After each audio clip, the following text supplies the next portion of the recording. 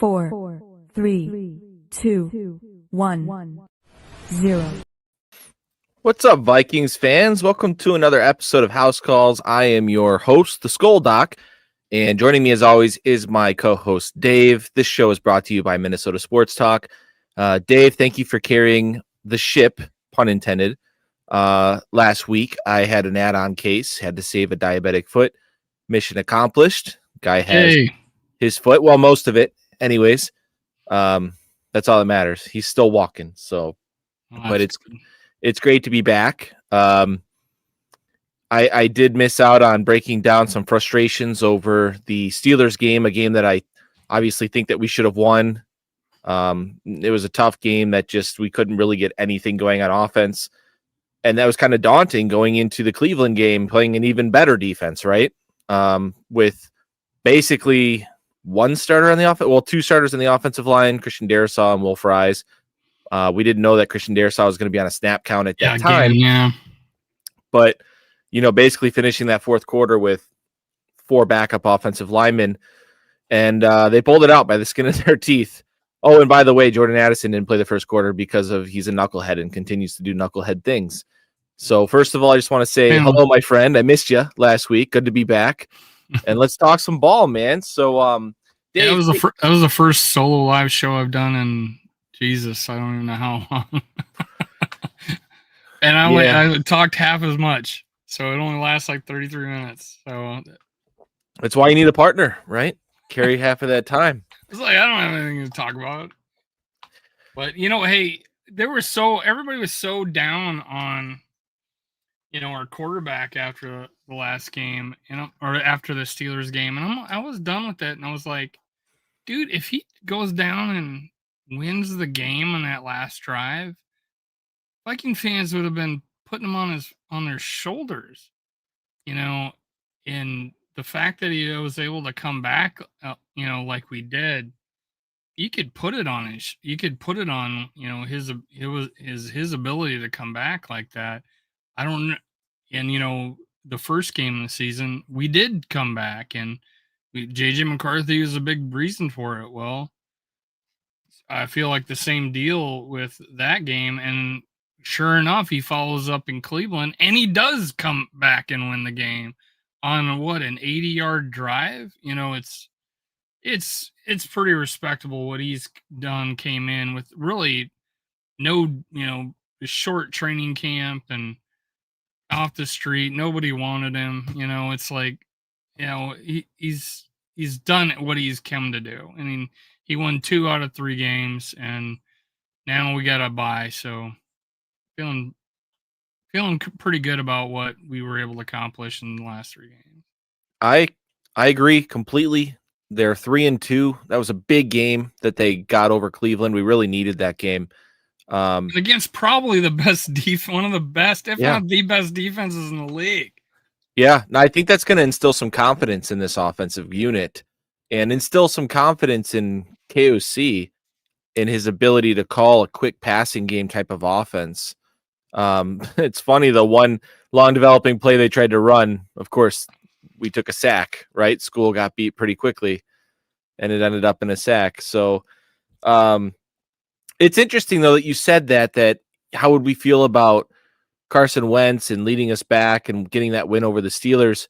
How do we feel now that he did it over the Browns? I mean, it was nice to see. Yeah, it's like 9 for 9 on that drive, I think he was. Yeah. Perfect. Yeah. It's incredible. With that said, I'm still at a spot where I would like to see McCarthy come back when he's ready. Are you in the same spot? I'm okay with it. I really didn't want it was the Eagles, right? I didn't really want him come. It's funny that so many people, and you would hear this all the time, and I'll bring it up. Cousins needs his hand held. He needs everything perfect. Even though he was one of the most hit quarterbacks in the league. Nothing was freaking perfect while he was, and our defense was, couldn't stop anybody. Oh, he needs to be perfect. Yeah. Oh, they have to hold his hand. And you got the same people saying, oh, I don't really want him to start against Philly. Let's keep him out, bring him back with a little easier defense. I get it. He's a newer quarterback, but please, at least be a little consistent when you're dealing with your starting quarterback. I feel like hopefully he's, again, experience. He has time to settle down, evaluate what he's done. I feel like he'll be better for it. He got to see a veteran overcome some obstacles, win a game. I think he was even, after the Bengals game, he says, I got to see what a blowout looks like. I got to, see, and that was a good experience. It really comes down to how the offensive line responds to him, because it wasn't happening those first two games, and it wasn't happening in the Steelers game. So it was crazy that we were better in the Cleveland game on offensive line when we only had two starters than we were in the Steelers game. So hopefully they got their shit together and they will protect him. I feel like our tight end is now he's the designated chipper. Yes. He's the chipper in chief going, but hey, it was able to work against Cleveland. He had a couple really good plays coming off catching balls out of the chip. So I feel bad for TJ Hawkinson. He's getting such a bad rap in the fantasy football community. And, nobody ever talks about the state of the offensive line and how he's making the sacrifice that he needs to make for the team, right? And not complaining at all. So that's fantastic. But yeah, man, I agree with everything you said. Chevy, what's up, man? He says it's all about JJ, Skoldock, and Dave. Good to have you here.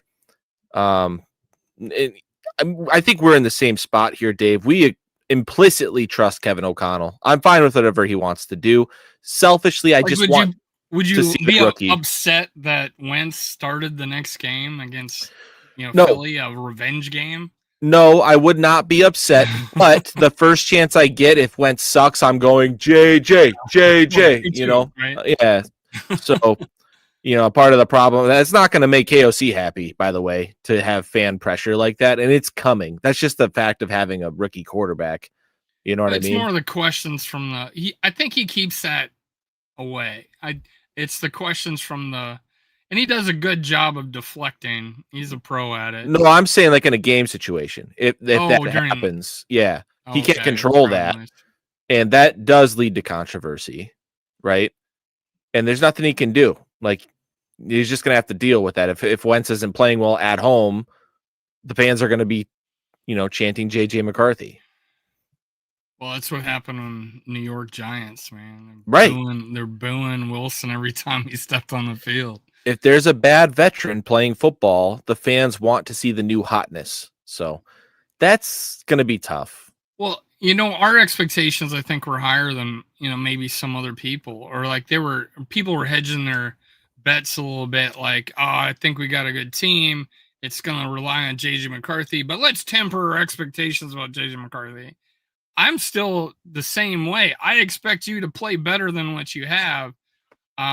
Sure, you played great for that one quarter against the Bears, and God knows that offensive line was terrible. Even worse the next game. But I still don't know. Is it have to anything to do with the quarterback? Because with the Bengals, our offensive line went great. And it was a game right after our offensive line sucking, and we had a new quarterback in there. Does it have anything to do with that? How much is the offensive line calls and protections and changing plays? Like, there was a play here, and we scored a touchdown on. Carson Wentz had Jordan Mason on the left side. Well, he's going to inside handoff, and it's going to go to the right.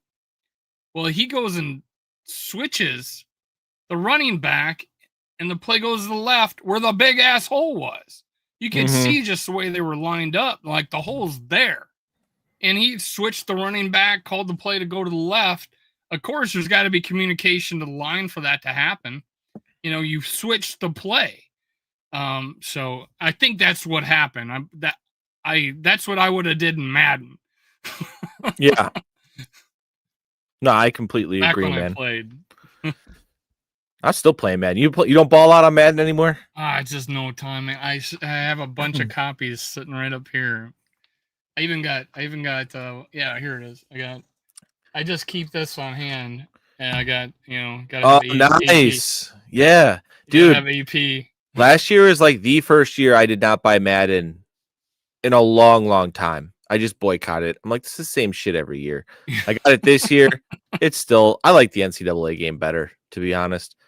But no, let's go back to Vikings football. I mean, what's your general, I guess, general feeling about the team? We've made it through the first 5 weeks. We're 3-2. I think we had higher aspirations picking the schedule. We legitimately thought they could be undefeated going into their bye. Unfortunately, the injury bug hit us. It is what it is. We had a lot of people on IR, a lot of starters out, especially on the offensive line. I think that they're lucky to be 3-2 right now. I think they should be happy about being 3-2. The next 4 games, when we looked at the schedule at the beginning of the year, they looked very daunting. Now I don't know if the next 4 games look as daunting as you thought they would be. So, what's your take on where they are right now? Well, I do feel like being down, with 3 minutes to go in the Cleveland game, I feel pretty lucky to be 3-2 right now. So sometimes you just need a break, and that was our break. Is now we're 5-0 in London, and going into a game of Eagles team who's probably going to be Do the Eagles? They don't have a bye, do they? The Eagles, no, they play Thursday night this week, so they have like that mini bye coming into our game. Well, the one thing I didn't want to do is play them right after a loss. So, like a loss like they just had. Yeah. And so I feel good about that. I do feel like if you can go into the Eagles game, do one thing, stop the run, and you got a chance. And that's what kind of, what happened in this last game for them is they didn't run the ball. And their starting running back, I think maybe something like had 30 yards or something like that. I heard, I don't know. But and they lost. But can this defense stop the run outside of the Bengals? It doesn't look like it. They're letting Quinshawn Judkins go 23 for 110 yards. And it was all out, and a lot of it was outside. So that's discipline right there. That's your edge rushers just abandoning their outside contain, honestly. So, and he's not like a guy that's gonna break you down in a hole and make you miss. He was just running to the outside, and our guy just didn't have contain. I don't understand what's going on with that. With our run defense right now, it's probably so you can't really say, hey, you're gonna have to choose the Eagles to beat us because we can't stop the run right now. I feel. Yeah, the run defense is it's a huge problem right now. And you thought that they got into the right direction when they didn't give the Bengals anything, but then it just turns out that the Bengals are inept. So bad. They're so damn bad. So we have a decent performance in Chicago stopping their run game. They're just not a good team at running the football. We have a terrible performance against the Falcons, a team that's decent at running the football. A really, really bad performance against the Steelers. And I would say another below average performance against the Browns. There was just too many big holes that Judkins was running through. Now, Judkins did impress me. I think he looks damn good. I think he's going to be... He looks pretty decent. He looks like a good back. I liked him. Tough. He's tough and strong. And yeah. It was fast enough. But there was too many instances where, to me, it looked like they were really running in that C gap, like the B and C gap between the guard and the tackle. And numerous times the hole was wide open. And based on that big run, that was based on through the gap there. My gut feeling watching the game, I thought I saw Jonathan Allen just getting blown off the ball a lot, making tackles 8 yards down the line of scrimmage. I saw Rodriguez get blown up too. LDR, he got blown up on a run play once. He was just folded over. I do think there's something to Ivan Pace probably not fitting the run game very well right now with Blake Cashman out. And then how much can you expect from Eric Wilson, our backup, who's played some good ball, but also has probably been a little bit of a liability in the run And game as throwing well. Van Ginkel too. Yeah, I mean, just an edge Ashman and setter. Van Ginkel, I think, would made a big difference in the run defense. Yeah, Gink is just an edge setter, man. He's really good at playing the run. So yeah, like you just said, edge setter. Yeah, for sure. Like Turner looked fine to me, but when he squeezes and sets an edge, he's not squeezing that C gap closed. You know what I mean? Like he's setting an edge so you can't bounce the run, but he's not closing down the line so that the running back has to bounce the run. Does that make sense? I get it. And He did it again with the outside rush where he just zoomed right by Gabriel and just let him move. It was late in one of the last drives. I think it was the last drive, and he just blew by him. Now, luckily, they didn't get a first down, and they had to punt to us. But it wasn't because Dallas Turner was disciplined in his pass rush. He just zoomed right by him all the way. Just just all he had to do was just keep him moving. yeah. And so and he did so much better the second game doing that, but he brought it back in this last game late. It just stuck out to me. But he's still, he's still working, he's still got all the talent, I think. Yeah, I agree. You gotta get that NFL muscle, NFL body yet, and he just doesn't it's not the complete project yet. I just want to talk about how lucky we are to have Justin Jefferson on this football team, be the leader of this franchise.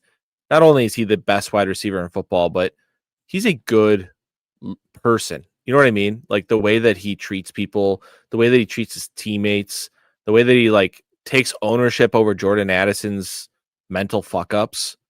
Like he's, like the whole Addison thing. He's like, that's on me. I got to be a better leader. I'm like, no, dude, that is 0% on you. I don't know what the hell happened. This kid just continues to make terrible decisions. Like he doesn't have that inner filter in his mind that says, hey, this is a bad idea. Like maybe you should go to your walkthrough. It's like, what are we doing, man? His dad said something on Twitter that I responded to respectfully. His dad was like learning experience or something like that. And I was like, yeah, he's had a few learning experiences since being drafted. Let's let's start getting better day by day and stop making some of the same mistakes, right? And Shelby tweeting and spilling dirt on him I don't know if you saw that. I saw that too. What was your take on the decision to sit him the first quarter? Because like personally, I don't mind that. A lot of people are like, that's ridiculously dumb. It's college and don't hurt the team. Like you almost lost the game. Don't hurt the team. Fine him or something. I don't know. Maybe I trust Kevin O'Connell too much that I'm like, just, hey, King, do whatever you want to do. I will blindly follow you. But that's going to get his attention, don't you think? Like more so than a fine? I was completely fine with it. Yeah. I just, the people that were complaining about, come on, this is the NFL. We need to win games. I'm like, it's not going to learn, man. He's not going to learn. Now he's embarrassed that everybody's talking about why he's benched in the first quarter. Yeah. And KOC handled it great. And when he was proud of him when he got the game-winning touchdown, he gave him a big hug. So I'm proud of you. Like disappointed dad, right? The game balls given out though. Yeah, that was weird. They cut that out. I think it was because he probably got one. Yeah, probably. And they didn't want to like praise him too much. He did look kind of like a sad puppy dog after he scored the game-winning touchdown. He came over to the sideline and everyone's, dabbing him up. Except for, did you notice one person who didn't dab him up at all? Did you notice that? I didn't know. Justin Jefferson. Justin Jefferson does not dab him up at all. I don't even know if he said 2 words to him. I think he pissed JJ off, dude. As a leader, he's pissed off. I think he's sick of it, man. He's like, dude, you got to be better. You got to grow up. I'm setting an example for you. And Addison's so good too, though, man. He's so good. Yeah, he is. He's so talented. It's not like crazy shit. Like what was that? It's kind of stupid stuff. Really stupid stuff. But there's been a couple receivers in this league that got third and fourth and fifth and sixth chances that were amazing athletes, but they just couldn't stay on the field because of drugs or alcohol or partying. It's just, hopefully that he gets the right people around him. You need to sit him down and say, who's the people in your life fucking you up? And I never talk about shit like that. I never talk about shit like this. Yep.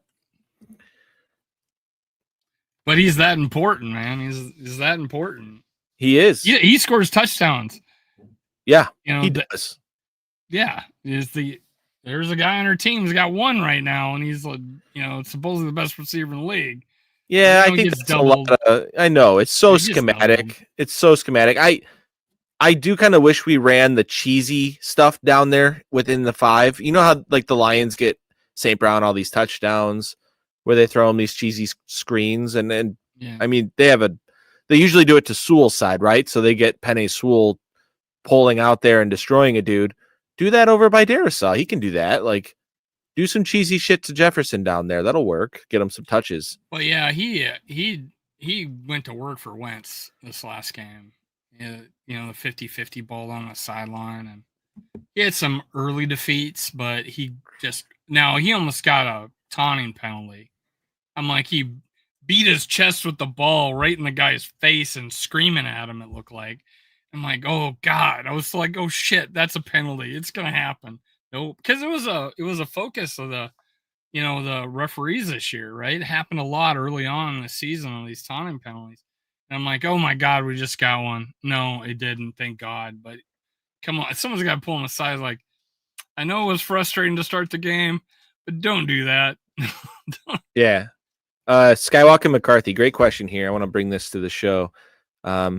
Good to see you, by the way. So he says, I think moving to McCarthy was the right decision by the organization. At the time, we both agree with that decision, letting Darnold walk. Let me entertain an idea. Darnold was worth and signed a contract of $33 million a year, and Hargrave and Allen both together as a combo combined for $35 million a year. Which would you rather have? Like now having hindsight 2020, would you have wanted to roll with Darnold for one more year, or can beef up the offensive line like we did, even though they're hurt, and forego these defensive tackles, probably end up keeping Harrison Phillips, I'm guessing, right? Mm-hmm. And really leaning on LDR and Redmond and Tyrion Ingram Dawkins and rolling that way, and then having Darnold be your quarterback this year. Dave, what do you think about that? Well, doesn't the Vikings still have money left? Yes. So you're saying maybe they could have done both. And yeah, there's certain decisions we could have made, but what has Allen done? Hargrave had like one good game. Mm-hmm. The first game of the year with like 2 sacks or whatever, but really have they done much? Darnold has played better. Would we be 3-2 and more like, could we have been closer to 5-0 with Darnold? We might have been, I think. And yeah, we haven't played that great a run defense. Yeah. So what would I rather have? I'm not going to change my mind. I was fine with moving on to McCarthy. And I expected some bumps in the road. And I do have that whole cushion. Like all the rookies last year struggled the first few games of the year. All of them did. And I'm told that Nick sucked, but he's winning games again. But and then it looks like New England's got their franchise guy, and hell, freaking Caleb Williams is better. He's starting to get in the groove of what Johnson wants him to do. So all these guys struggled early and ended up killing it. Look at Gabriel. He played decent for a first start of his career. 2 touchdowns, no interceptions, 190 yards. Would you have taken that from McCarthy? Shit, yeah. I would have taken that from McCarthy. That's what I expected from McCarthy, right? Now, this is my quote right after the right after the Bears game. McCarthy is something special. He is able to overcome. He shows he's able to overcome, bad things that happen. Right. He did that in that first preseason game, throwing a bad pick. He threw a horrible pick against the Bears. But what did he do? He just didn't let it get to him, and he came back. That's special. And he's got all the talent. Now I just think he needs Reps. more mileage, Yeah. and I keep bringing up, Brock Purdy, but no, I think he's more talented physically than Brock Purdy is. Yeah, I agree. Yeah, I think he's physically more talented. He's got a stronger arm. He's probably faster. I think he's got to get there. It's going to take time. Now, here's my problem. All the people, and I didn't get to it from last time I was, earlier in the show, is that people are like lowering their expectations now. Okay, this is a year where as long as McCarthy gets better this throughout the year. No, I'm still wanting the playoffs, dude. I want him to be up to speed and us being in the playoffs. Like, yeah, I want him to get better and better and better, but have a winning team and be in the playoffs. So that's a priority for me, man. So I'm okay with people preferring, hindsight 2020, preferring that we had kept Darnold for this year. But yeah, it's completely normal, especially the way he's played. I didn't want to get into a situation where you finally play McCarthy in like his 4th year of his rookie contract, and now we're in the Packers situation where do we really know what we have? And now you're paying him all this money because you figure you have to keep him. So like I was ready to just experience a rookie quarterback contract and all the bumps and bruises that come with that, and also the exciting moments that come with that, and basically be what the Denver Broncos are right now. A great defense, a team with Bo Nix that is streaky. They get hot and cold on offense, but the hot moments are pretty fun, and he looks pretty damn good at times. And that's what I wanted this season with JJ McCarthy, and hope that at the end of the season, it clicked for him and we could make a run in the postseason. That felt more fun and exciting to me than making the playoffs with Darnold and likely winning one game and then bouncing because he's not good enough. We just know that he doesn't have the elite ceiling to win, to go on a run in the playoffs. I will say huge props to Darnold playing the way he's playing in Seattle. I did not expect that with their offensive line and the way that he usually handles pressure and plays against pressure. So great job, the Darnold man. That's awesome.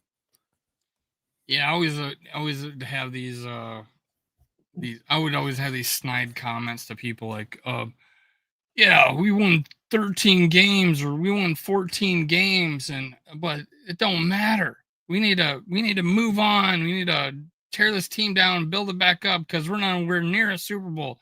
The regular season games don't matter. Well, how do you get to the fucking playoffs?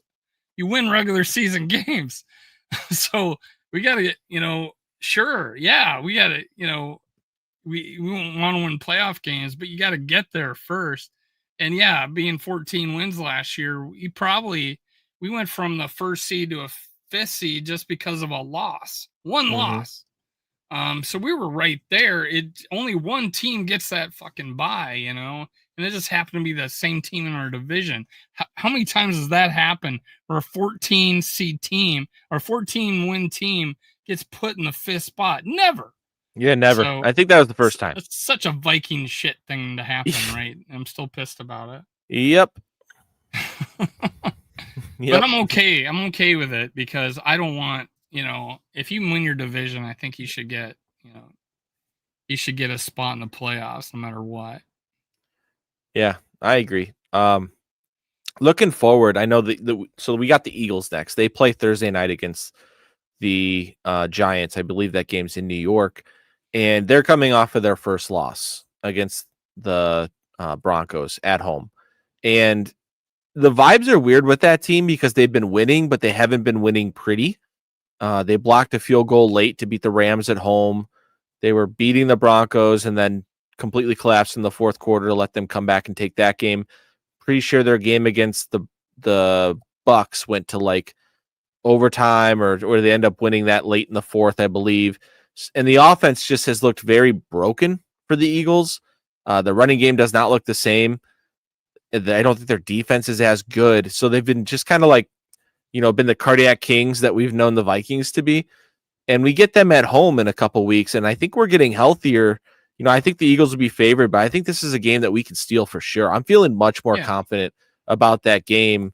Depending on how we can play offensively, of course, can you run the football and move the football? Well, the huge problem with this offense is this is not new for Kevin O'Connell offense, unfortunately, is that we lead the league right now in punts and 3-and-outs.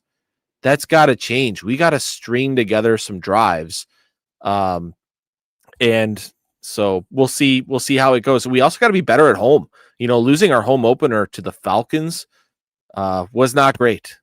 They responded very well against an inept Bengals team, but let's see if we can keep that rolling against some good teams coming into US Bank Stadium over the next several weeks. So what's your vibe on the Eagles, and how confident are you going into that game at US Bank Stadium, knowing that we get some of our guys back?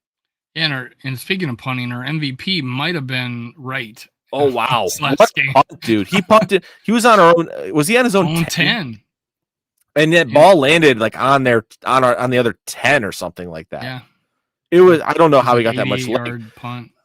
I also just don't understand how he does that. And then sometimes he kicks it 30 damn yards off the side of his foot. But he hasn't done that much. I think he's had one really bad punt that I remember. I think he had one in Chicago. That was in the Bears game. Yes. Yeah, it was in the Bears game. And it was like 35 yards or whatever. But yeah, other than that, there's been a lot of hang time and distance. So, and he's earned his money now. I feel like he's doing really good. But yeah, I said it earlier about the Eagles is, the run defense is the number one priority. There, he brings up Christian Wilkins. Do you want to disturb the clubhouse with a guy like that? I guarantee you that he's just not healthy. He would have been signed already. I think that fifth metatarsal. Some team would probably sign him, but do you want him in the Viking? No, I think that fifth metatarsal. He had a kissing booth set up in the shower. Yes, was that a joke? No, like he's weird. He kissed one of his teammates on the forehead, and his teammate took exception to it. I think it might have been Crosby. I don't think Crosby was happy with him. No, there's some dudes that you just don't mess with like that, and Crosby's one of them. It's not just the personality thing; it's this health for me. Like I think that fifth metatarsal is legit broken, so it's a no from me, dog. I also wanted to bring this up. I saw this online on Twitter, and it was kind of bothering me. There's a section of Vikings fans who were going after Kevin O'Connell for pulling Christian Darrisaw in the fourth quarter because of the whole rep situation. And I don't know, guys. Like, I really trust Tyler Williams and this medical staff for the Vikings. That's a large man who came back earlier than expected off of an MCL ACL reconstruction. And, Christian Darrisaw keeps telling us, like, yeah, I'm just listening to my body. He's a professional athlete. Like, he knows how that knee feels. So, like, he's going up against Myles Garrett for 2.5 hours. If his knee's feeling sore, let that dude rest, dude. Like, it's just, you don't want him to get hurt and lose him for the season and ruin the rest of his career. Like, just play this safe, right? Let's be a little bit more far-sighted in this situation. That's just my 2 cents on the situation. He's a little lucky it worked out and won the game, but yeah, I think the player probably appreciates the way they're worried about him.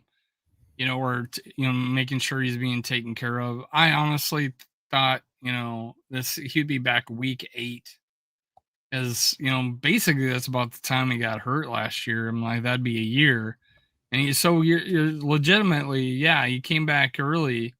I wonder when he'll be full go. I hope he's full go against the Eagles. I think it's pretty important. I think that's fair. After the bye. Yeah, I think that's fair. That'd be week 7. I think he got hurt in week 7. Yeah, I think that's totally fair. That's probably when he's ready to go.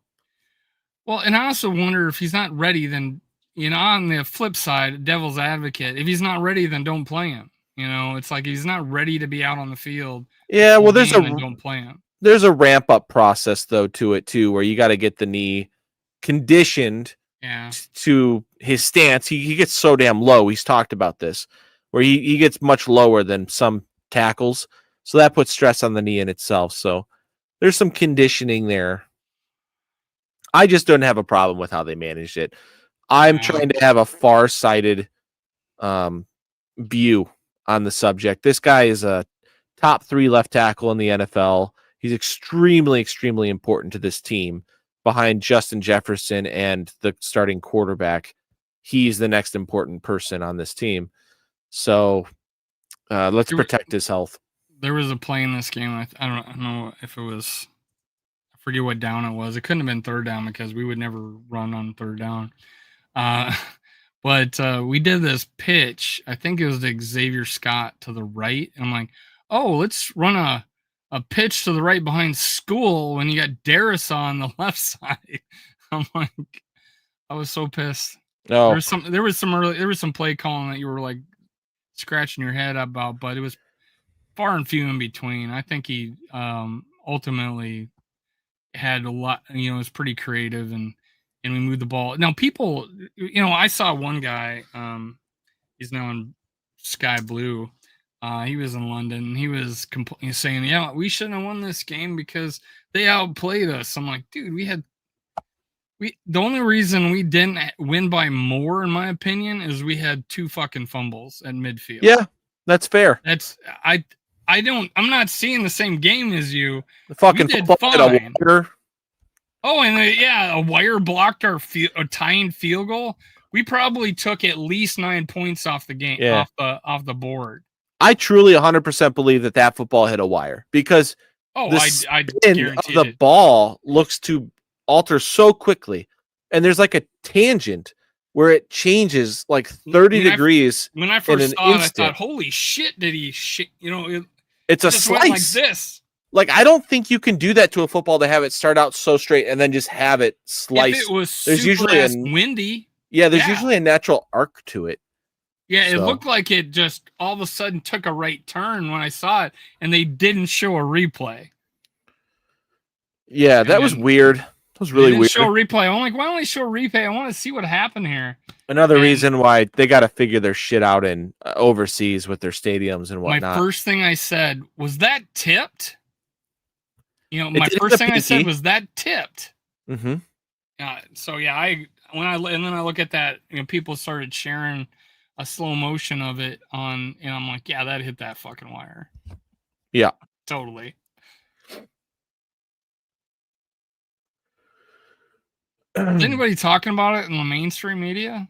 No, I didn't see it anywhere. Only on like local Twitter. Yeah, it's totally hit that wire, man. I guess they don't want to like upset the stadium, the London people, I'm sure, to complain about their facility. Yeah.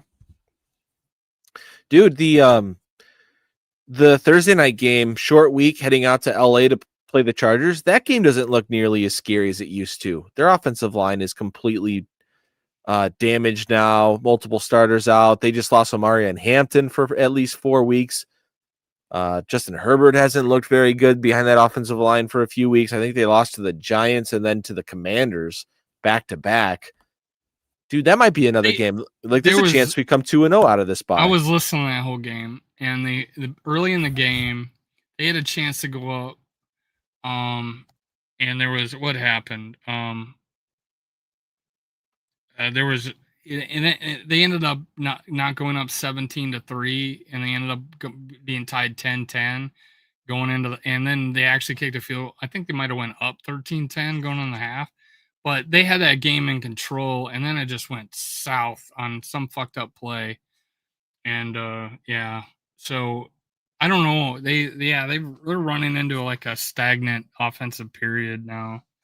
They started out 10-0 in that game. and I think they had I forget what game I was listening to where there was a punt return called back because of Yeah. illegal roughness. That was Lad McConkey who returned a Yeah, punt that for was a the touchdown. Chargers, and they should have went up 17, and he caught the ball on on their 45-yard line. So they would have had great field position, and then they ended up going 10-10. Yeah, Daniel brings up a half. really good point about the Vikings and like leading the league right now in penalties. What is that about? I think it's all pre-snap shit because we have so many backups in the game. But That's gotta get this fixed. time none of them were on our center, I don't think, and he's our third center, right? So it's like Jurgens was getting all these penalties, these snapping the ball too early or whatever, or not, or he forgot the count like twice, I think. But we didn't have that problem with Brandel, and we may have found a little diamond in the rough there. But if Jurgens comes back, I want Brandel playing right tackle and Donovan at left guard when he comes back, right? I would rather have Brandel out there, right? I think he's naturally a good right tackle. I don't think he's good enough to play left tackle. But I think when I saw him in preseason 2 years ago, he played right guard one game and he was doing awesome. So I feel like he's a little better on the right side, and I like him. I'm glad we have him on our team as a backup. See, I want Walter Rouse to play right tackle. He's my guy. Okay, whichever. If as long as he's good, I don't trust School, man. Yeah. Although he didn't have a big problem this last game, there was one play where he just didn't block anybody, and I'm like, what the hell? I'm like, block somebody at least. And I don't know if he has mental lapses or what, but yeah, he didn't do that bad this last game. We didn't give up many sacks, and there was that one. I think they tried to chip Garrett, and then he blew by Darisaw. He was like on a really wide rush, and he just ran around, and Wentz rolled out to the right, and he got him from behind. Yeah. Nobody got a glove on him. That was one of those where it's like, what are you supposed to do? You can't block the guy 10 yards deep. You're right. He's 10 yards away from you, running at full speed, and you're like doing that, quick. Oh, there was one play where School did that quick drop back, and the guy just ran inside. Yes. And he didn't even touch him. That was the sack. Yep. So there was that play too. Just School, what the fuck? Concentrate, man. If you see the guy going inside, stop and go block him.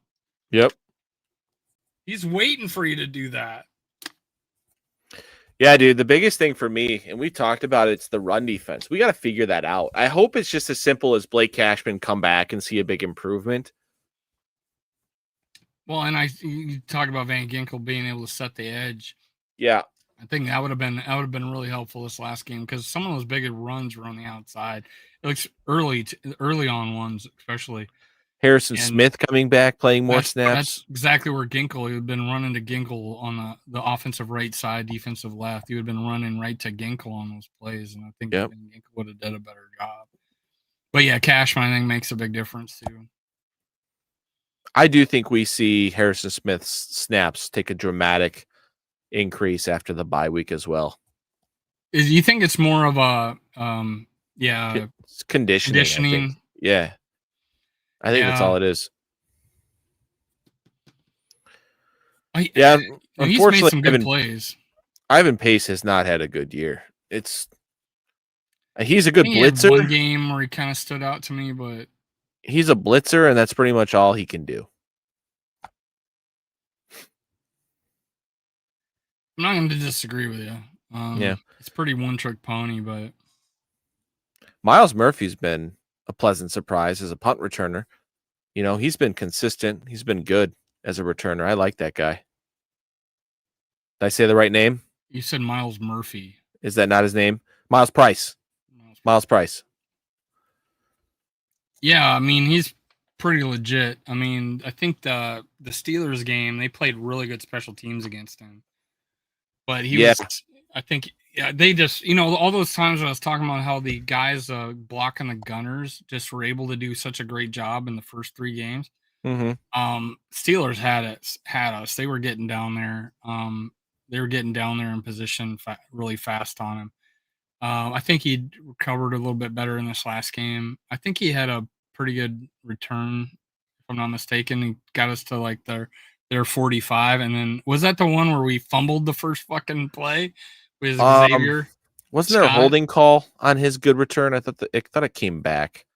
Well, I think there was one where he got the ball, took it across the 50, and then Xavier Scott fumbled the first play. Okay, I think maybe that's it. Yeah, good. No, but memory. I think there was one. It seemed like every freaking kick we were getting a penalty on holding. Yeah, that was probably our worst special teams game, except for right. Yeah, way too many special teams penalties. Every kickoff return, it's holding on us. Got to clean that shit up. Yeah, man, I'm pretty much out of topics, though. If you guys in the chat have anything here, Flores wanted so this is from Daniel. Flores wanted a blitzing team, but when you play behind, you can't really keep pinning your ears back. I mean, well said. Well said. They've been in some negative game scripts the past so many weeks here. Again, lucky to be 3-2 because a couple of those games are negative game scripts. But yeah, the defense has been good despite all of that. There's another level to the defense. It all starts with stopping the run. If they don't stop the run better than what they are, they can't have fun with these blitzes that Daniel's talking about. You got to get them into a 3rd and long situation. And unfortunately, this defense has been really bad on first down. Got to fix that. And that comes back to something that Skywalker brought up earlier. When he mentioned you're paying Hargrave and Jonathan Allen $35 million this year. They got to be better on first down. Full stop. They got to be better. Yes. I don't know what's the deal with them. I was so optimistic with them, especially where Hargrave. And I got them mixed up in preseason. I felt stupid. But just watching video, I didn't know which was Hargrave or which was. It was Hargrave dominating in practice against our center and guards. And, but yeah, he only showed it in one game so far. I like what they're offensively. I like how they're using Oliver and Naylor, and doing Naylor got a good run. I really like Naylor. I kind of hold out that I hope that like he doesn't know his worth and stays with the team, but we're probably never get to see. We're probably never going to see, him in his prime Naylor.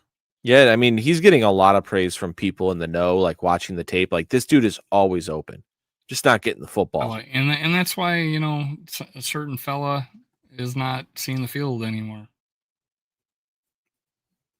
Correct. And Jordan Mason, that's his second fumble. Yeah, got to hold on to the ball. Got a second fumble too. But we just recovered it. It was against the Bengals game late in the game. He fumbled the ball. So it was like I felt like he was sending a message to Mason after he fumbled because Xavier Scott was out there the next series. Yeah. And then Xavier Scott fumbles is like, okay, we gotta go back to Mason.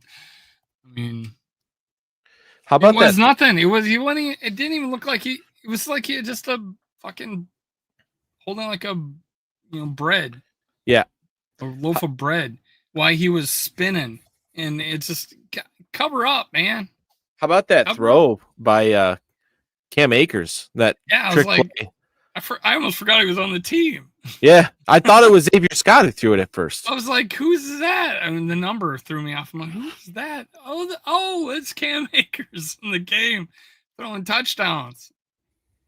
That was creative. It was just, hey, I'm going to put Cam Akers out there just to throw the ball.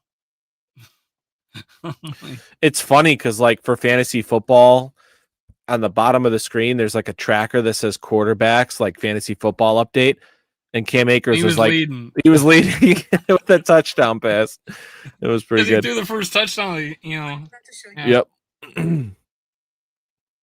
So that was pretty funny. Let's do a little around the NFC North before we end up the show. So Lions pretty much, they rebounded well. After week 1, we were like, uh-oh, coming back to earth, right? Like we predicted this. The coordinators are biting them in the ass, and I can say I was wrong. I said they had the worst interior offensive line in the league. I said that they went from 1 to 32. I was dead ass wrong about that. They have a great running game still. They're incorporating Amon-Ra St. Brown and Laporta very well into the offense.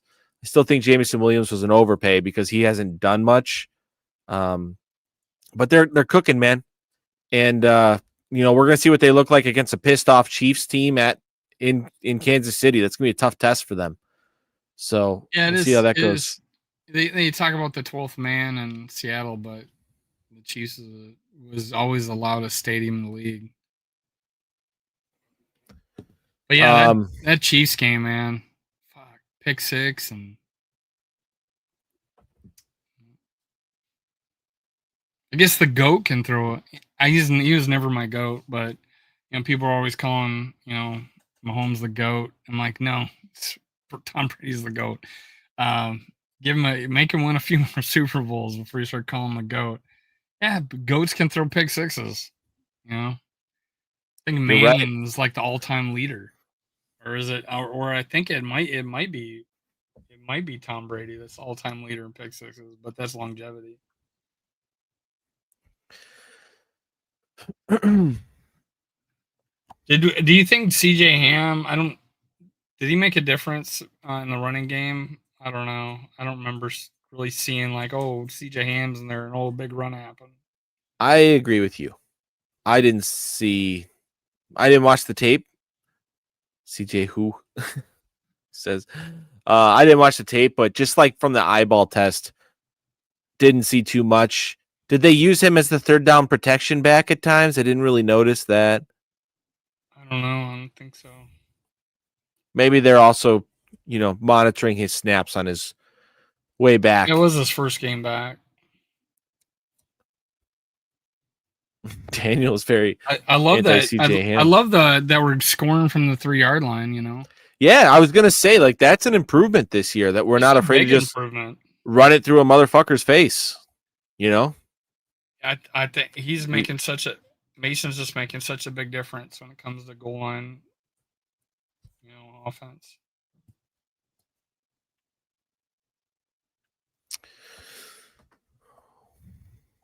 Well, I think we should call it. We've pretty much run out of topics. Next week, we're gonna break down the Eagles game a little bit more hardcore. Talk rest of the NFC North because the Bears and the Commanders. That's gonna be a fun football game this week. Jaden Daniels against Caleb Williams. Looking forward to that one. Yeah, I almost lost my fantasy. I scored very few points. In the main league, I had money on it, and I decided I forgot that Baltimore was without Jackson, and I had the Texans defense. Mm-hmm. And I'm like, oh, they're playing Baltimore. I'm like, fuck, I better switch defense. I dropped them and then picked up the Chiefs because they were playing Jacksonville. I'm like, so dude, I lost out on like 10 points. Oh yeah. And I was like, oh fuck, I'm up by I was sweating last night. Absolutely sweating last night. I was gonna lose. All because I managed myself so many times out of wins. I switched the frickin' team. Your boy is 5-0. I'm 3-2. All right, man.